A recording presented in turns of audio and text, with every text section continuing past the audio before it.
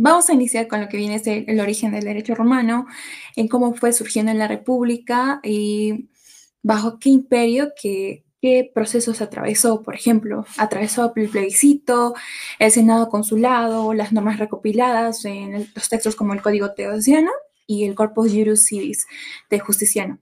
Esto incluyó el Digesto, el Código, las novelas, otras organizaciones de leyes y doctrinas que juristas como el Gallo y el Ulpiniano. Estructuraron lo que vendría a ser el derecho civil moderno. Tras la caída del Imperio Romano, se transformó en un derecho más vulgar. Esto fue adoptado por los reinos bárbaros, que fue adaptándose a costumbres, en tanto locales como del siglo VII. Esto surgió gracias al renacimiento de las universidades en Italia, lo que tanto revitalizó su estudio y influyendo en el derecho de europeo. Tanto hablamos sobre los principios del contrato, que en tanto se conoce en Roma como contractus, que esto genera más que todo obligaciones legales derivados más que todo a contrajere. ¿Esto qué quiere decir? De que era unir o pactar. Inicialmente formaba parte como un estipulado que evolucionó hacia un sistema más flexible como bajo el justiciano. Este priorizó el acuerdo de los voluntades y este enfoque más que todo fue bilateral, defendiendo por los juristas como un sextopedio. O sea, se consolidó el contrato como un pacto con efectos jurídicos sentados en bases para los contratos modernos. En tanto el derecho real y la propiedad, hablamos sobre la propiedad en Roma como dominius, que esto otorgaba control total sobre otras cosas, pero en límites sociales como la servidumbre más que todo. Y en los ciudadanos romanos lo que sucedía es de que tenían el dominius ex iure, de que quiritium, que mientras que en las provincias se pagaba un tributo al Estado justiciano, mientras tanto Justiniano unificó estas nociones, eliminando distintas arcaicas, o sea, esas distinciones arcaicas, y a diferencia de los códigos modernos, los romanos no veían la propiedad como un derecho abstracto, sino que estos los veían como un poder más práctico sobre las cosas, que protegió las acciones sobre el reivindicado. Más que todo hablamos también la influencia en el Perú, que tanto tuvo en el Perú colonial, el derecho romano más que todo se utilizó para legitimizar el yanaconazgo. Esto fue comparado con el coloniato romano porque hablamos sobre la adaptación de costumbres indígenas en el marco europeo. También hablamos que tras la independencia el sistema romanista ha influido en los códigos napoleónicos que marcó el derecho romano. Bueno, mejor dicho, el derecho peruano, con vestigios en la actualidad como en la Universidad de San Marcos, que esta fue fundada en 1551, que fue clave en la enseñanza de estas ideas. Pasando al segundo punto de la investigación, voy a hablar sobre la metodología y la interpretación, pero antes voy a dar un pequeño contexto sobre el concepto del derecho romano en la antigüedad. Y prácticamente son todas estas normas que se crearon para intentar solucionar los problemas que habían o que tenían los pobladores de esa época. Ahora comenzamos con la metodología. Según Goitisolo, se divide en tres partes: la metodología de las leyes, la metodología de la determinación y la metodología de las ciencias del derecho. Sin embargo, esta metodología en la actualidad tiene una problemática, la cual es la definición del objeto de estudio. ¿Por qué? Porque no existen límites en el estudio, ya que si una persona conoce la historia o la evolución del derecho, estos límites de estudio se amplían, por lo que dificulta la obtención del objeto de estudio. La segunda problemática es la valoración del derecho romano, ya que el derecho romano, como tal, no es un derecho vigente, sino es un derecho del pasado.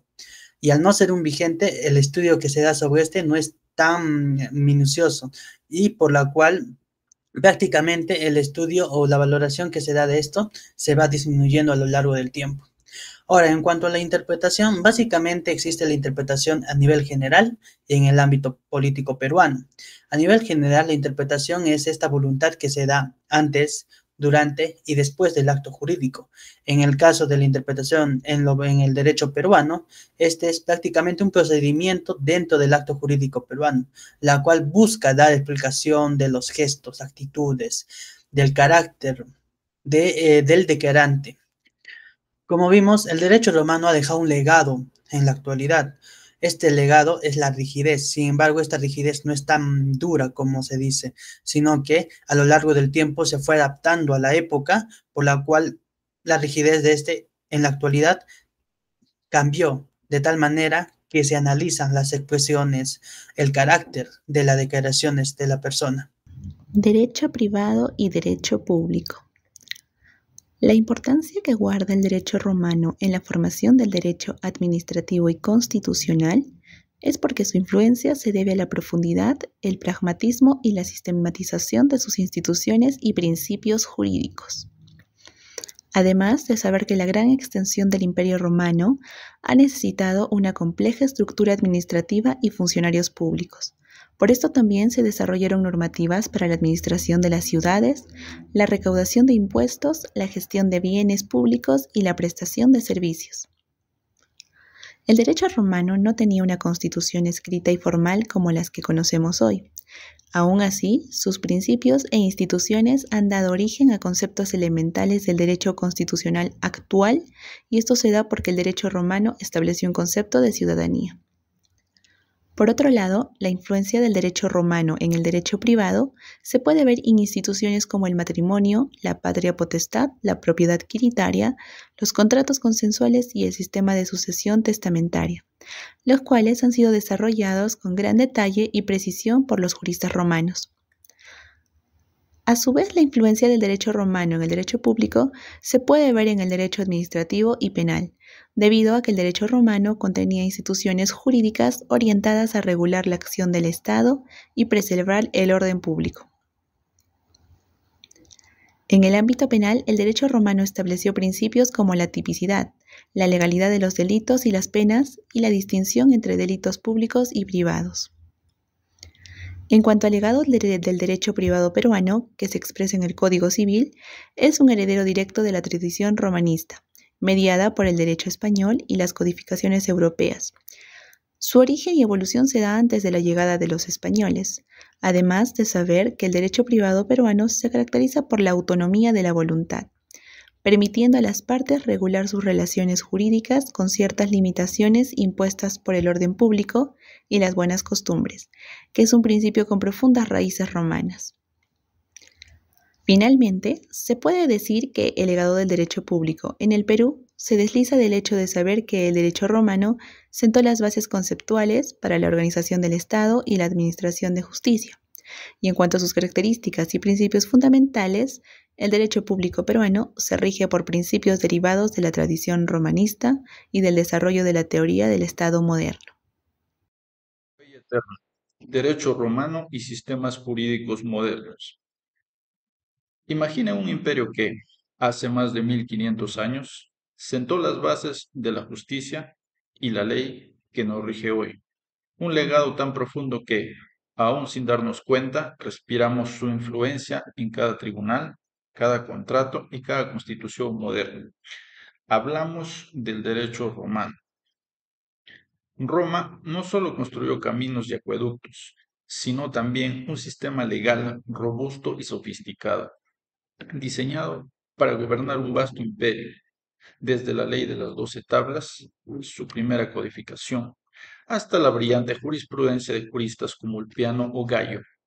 Los romanos crearon un cuerpo de leyes que buscaba la equidad, la razón y el orden. Su capacidad para conceptualizar derechos y obligaciones fue revolucionaria. ¿Cuáles son esos pilares que nos sostienen? Primero, la propiedad privada. Los romanos definieron con precisión qué significaba ser dueño de algo, sus derechos y límites. Conceptos como la posesión y los modos de adquirirla son directamente heredados. Segundo, los contratos. Mucho de lo que entendemos por acuerdos legales, compraventa, arrendamientos, préstamo, tiene sus raíces en las clasificaciones y principios contractuales romanos. Ellos entendieron la importancia del consentimiento y las obligaciones que nacen de él. Tercero, la familia y la herencia. La estructura de la familia, el matrimonio, la patria potestad y crucialmente las reglas de sucesión testamentaria e intestada encuentran en Roma un modelo fundamental. Y cuarto, el concepto de persona jurídica. La idea de que una entidad, más allá de los individuos que la componen como una corporación o una asociación, puede tener derechos y obligaciones, es una invención romana esencial para el mundo empresarial moderno. Pero la mayor joya del derecho romano es, sin duda, el Corpus Iuris Civilis de Justiniano, Compilado en el siglo VI, este monumental trabajo no fue solo una colección de leyes, fue una reorganización sistemática del derecho que sirvió como faro durante la Edad Media y el Renacimiento. Es la base de lo que hoy conocemos como derecho civil y el modelo para futuras codificaciones. A partir del Corpus Juris Civilis surgieron dos grandes sistemas jurídicos: el sistema del derecho civil o continental, predominante en Europa continental, América Latina y muchos otros países. Aquí, la ley escrita, codificada y sistemática es la principal fuente del derecho. Pensemos en el Código Napoleónico, la influencia romana es innegable. Incluso el common law anglosajón, aunque se basa en la jurisprudencia y los precedentes, ha absorbido principios romanos, especialmente en áreas como los contratos y la propiedad. La lógica jurídica romana impregna el pensamiento legal occidental. Desde el lenguaje legal que usamos, ¿quién ha oído hablar habeas corpus o pro bono? Hasta la estructura lógica de nuestras leyes, la influencia romana es omnipresente. Nos enseñó la importancia de la ley como instrumento de orden social, de la justicia como valor supremo y de la razón como guía en la resolución de conflictos. Así, el eco de Roma resuena en cada artículo, en cada sentencia y en la continua búsqueda de un sistema jurídico justo y equitativo. Su legado es verdaderamente la huella eterna en nuestros sistemas legales modernos. Gracias. Y entonces es así como el legado romano ha ido ejerciendo su papel constantemente y esto ha influenciado no solo a autores, sino que ha influenciado a diferentes instituciones, ya sea dentro o fuera del ámbito europeo. Tenemos también casos que se han visto no solo en Europa, sino en Asia, África, Oceanía, incluso en América mismo. Hay autores que contrastan grandemente cómo es que ha influenciado el legado del derecho romano.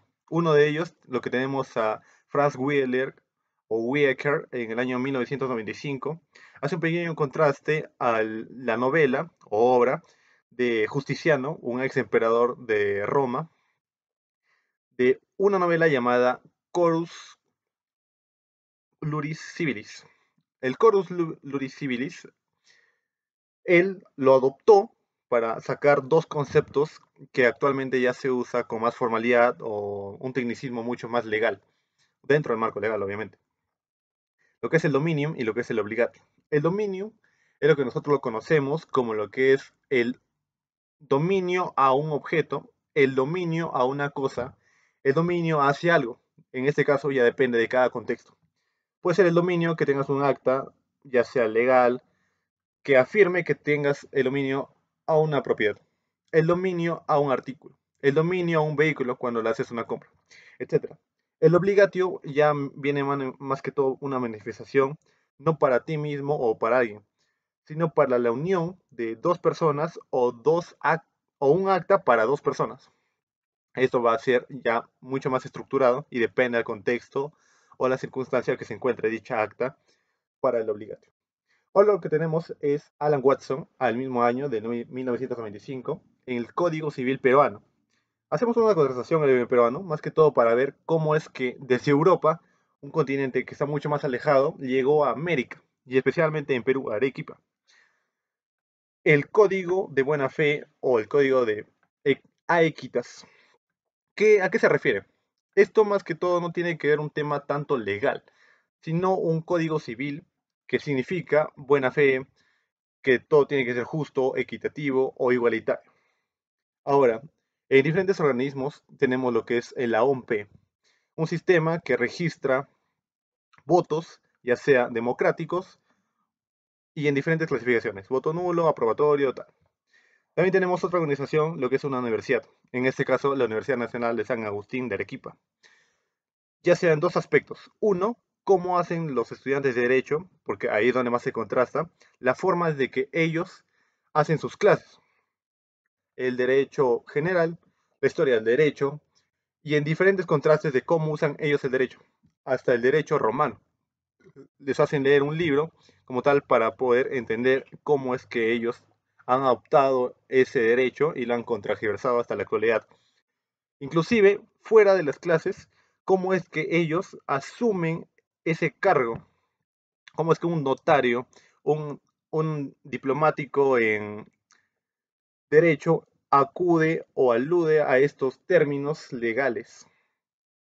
Es diferentes actas y hechos que nos dejaron la herencia del legado romano desde sus inicios hasta la actualidad contemporánea.